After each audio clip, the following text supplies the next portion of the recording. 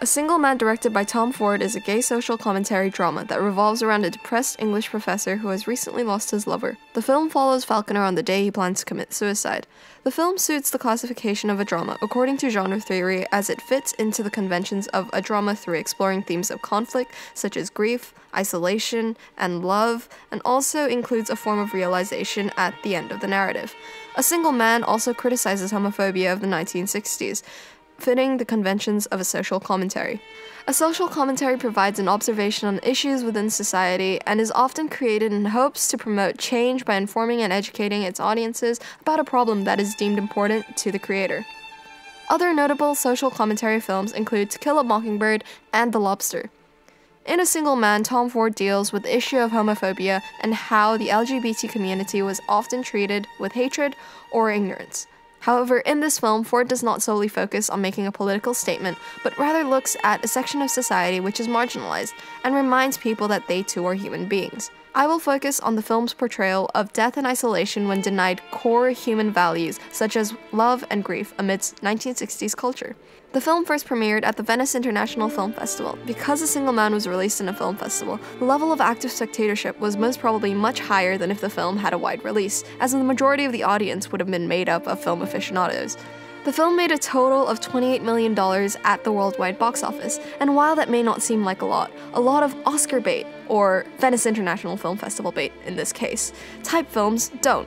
A Single Man played at a total of 354 theaters, while a blockbuster film like Avengers opened at 4,349.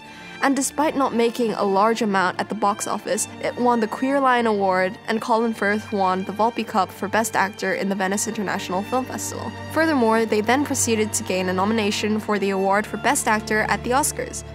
Today, I'll be analyzing a flashback scene to when George is informed that Jim has died in a car crash. The scene begins with George in his study, turning in response to the ringing of his telephone.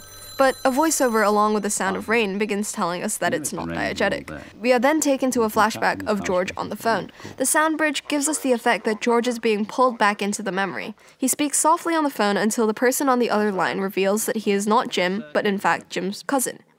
George's voice grows lower, and we see him become George. There is then exposition as Jim's cousin reveals to George that Jim is dead. As George realizes where the conversation is going, he removes his glasses, and we cut to a close-up of George holding them.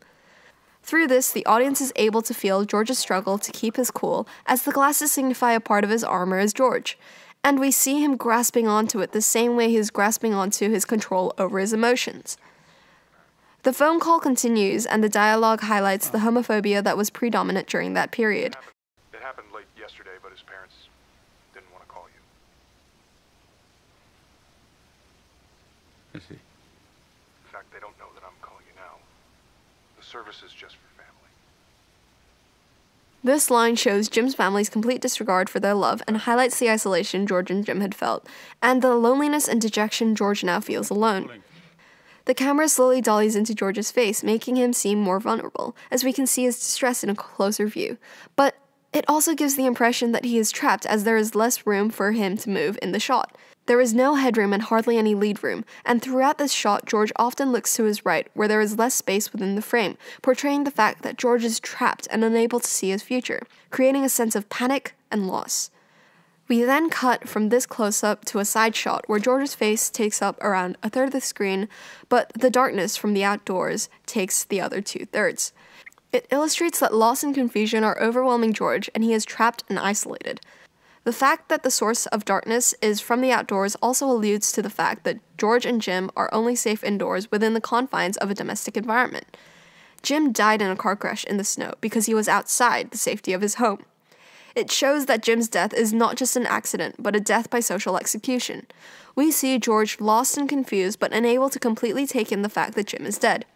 But we finally cut back to the close-up, cutaway shot of George's glasses slipping from his hands, along with his facade, and George finally loses control over his emotions as he begins to cry and grieve. George's grieving humanizes gaze, as it shows a human response to heartbreaking loss and a prejudiced exclusion from a social ritual important to find closure. The long take makes the scene seem more raw and candid, and makes George's grief feel more real to the audience.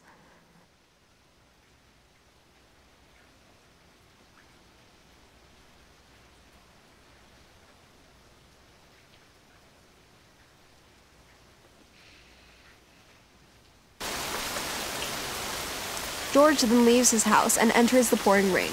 And the anthropomorphic fallacy further emphasizes his sadness and grief.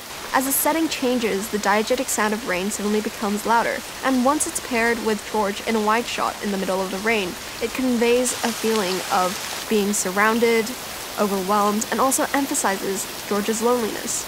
We can also see a warm light coming from his home. This is juxtaposed by the environment and atmosphere in the rest of the frame, as he's outdoors in the cold rain at night. And through this, Ford further emphasizes the sense that gays are not safe in the outdoor environment. The light is also surrounded by the darkness, and is compositionally a lot smaller, making it feel like George's safe haven has been compromised. He runs into the darkness, signifying his loss and entrapment from finding out his lover is dead. There is one point where George's body completely covers the light. He's also backlit and we can only see a silhouette. Through the silhouette and blocking of the light, Ford illustrates to the audience George completely losing love, hope, and comfort, and highlights how they are now only parts of his past, but were also a part of his identity. He's leaving the comfort of his home, which is also associated with Jim.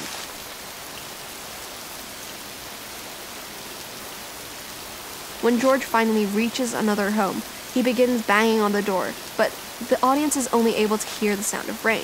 The constant and unending rain, along with the fact that any other sound is drowned out by it, creates an image of drowning, a recurring image throughout the film. It's also important to note that this effect was only effective due to the context of when it was created. We, as an audience, have been conditioned to understand that isolating the sound of rain was a stylistic decision rather than a mistake. We understand that Ford sacrificed realism in order to add to the atmosphere and evoke a response from the audience in which they feel the overwhelming sadness that George feels. However, if the film had been made and released in an older context, the audience would most probably have thought it was a mistake, and would have been unable to fully immerse themselves due to the lack of realism. And therefore, rather than adding to the atmosphere, it would have taken away from it. When the door opens, Charlie is revealed, and we see him crying and hugging her through several close-ups. This establishes their intimate relationship, and also further highlights how George is a human, and he seeks comfort. The mise-en-scène also helps to show us that George seeks comfort as he stands outside Charlie's home. The jarring jump cuts alongside the handheld camera work as he cries into Charlie juxtaposes the earlier editing and camera work, which was mostly stabilized or static, and highlights how he is lost and shaken by the death. We see him seeking comfort, but we're suddenly transported back to George in the study, and the juxtaposition highlights his detachment from the rest of the world. The palette becomes cold, and a brief silence contrasts the previously constant rain before the ringing of the phone ensues, bringing him and the audience back to reality. The juxtaposition between George in different stages of grief intensifies the sense of loss. Time has passed, and we see that George has grown accustomed to the grief, but we see his pain all the same.